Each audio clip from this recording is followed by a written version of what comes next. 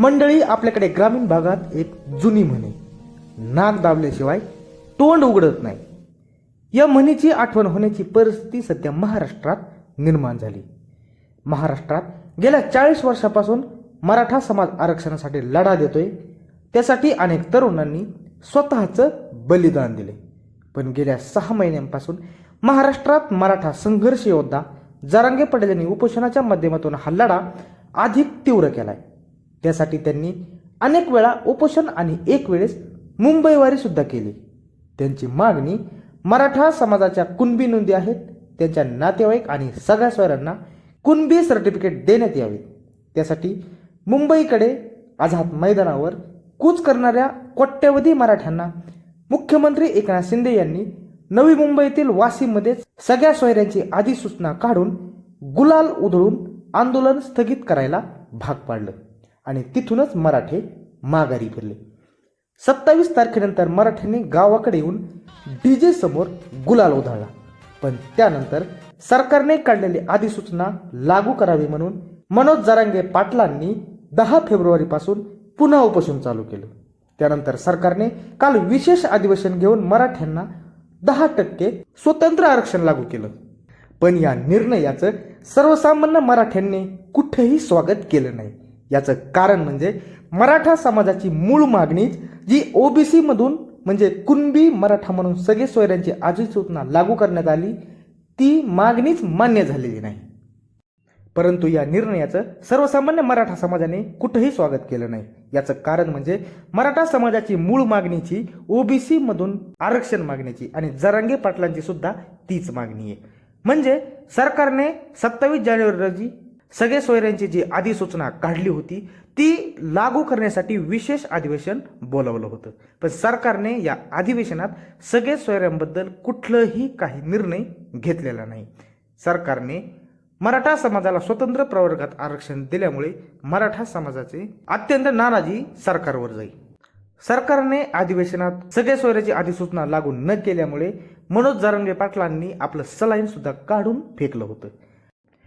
मराठा समाजाची जी मागणी होती ती मागणी पूर्ण न करता सरकारने दुसऱ्याच पद्धतीने आरक्षण दिल्यामुळे जरांगे पाटील आणि मराठा समाजापुढे आता कोणते मार्ग राहतात त्याचीच माहिती आपण या व्हिडिओमध्ये पाहणार आहोत.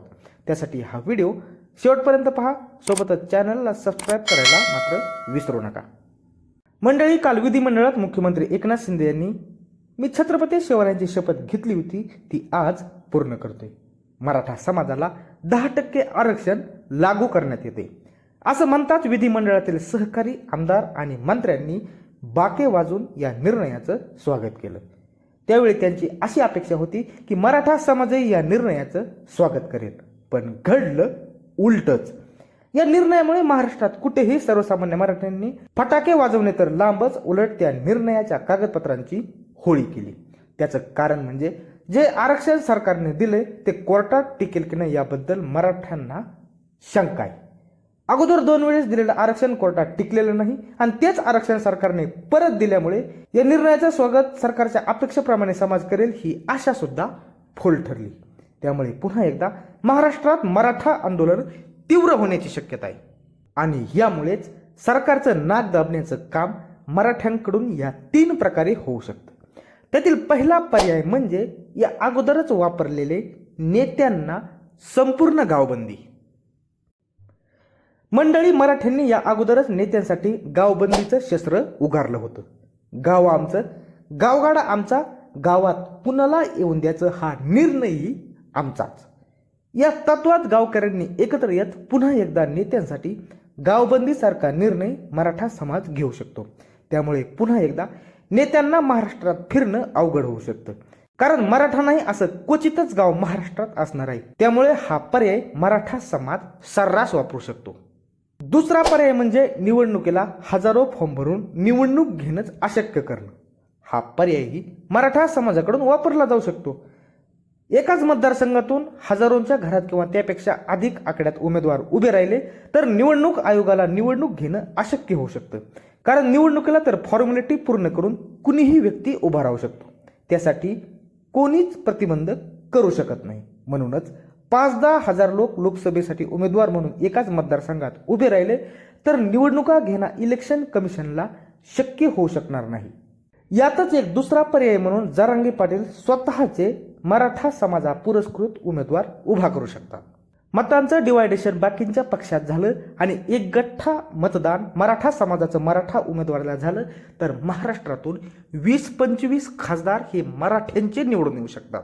आणि यासाठी मराठा समाजातील युवक दिवस रात्र एक करून मराठा समाजाचे उमेदवार एक दिलाने निवडून आणू शकतात. त्याचं एक दुसरं कारण म्हणजे ज्या समाजातील युवक आरक्षणासाठी बलिदान देऊ शकतात तेच लोक बलिदान देण्यापेक्षा सरकार ऐकत नाही म्हणून स्वतःचं बलिदान देण्यापेक्षा स्वतःच सरकार बनण्याचा आणि आपल्या मागण्या पूर्ण करण्याचा मार्ग निवडू शकतात.